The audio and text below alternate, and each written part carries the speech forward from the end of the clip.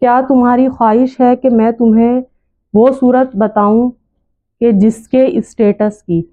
کوئی صورت نہ توریت میں نازل ہوئی ہے، نہ انجیل میں، اور نہ ہی زبور میں؟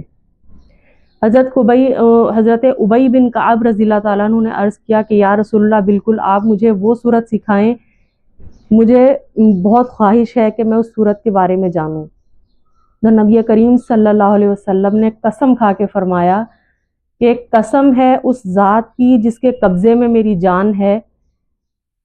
سورہ فاتحہ جیسی صورت، سورہ فاتحہ کے درجے والی، برابر درجے والی کوئی صورت نہ قرآن پاک میں ہے، دوسری نہ توریت میں، نہ زبور میں، نہ ہی انجیل میں۔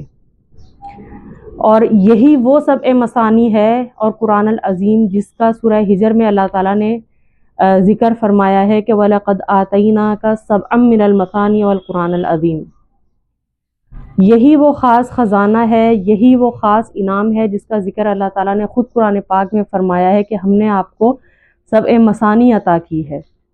اب سورہ فاتحہ کے کیا خواص ہیں، کس مقصد کے لیے کتنی بار پڑھا جائے، اس ٹاپک پر انشاءاللہ ہم نیکسٹ ویڈیو میں بات کریں گے۔ اور اگر آپ نے کسی بھی مقصد کے لیے سورہ فاتحہ کو کسی خاص تعداد میں پڑھا ہے تو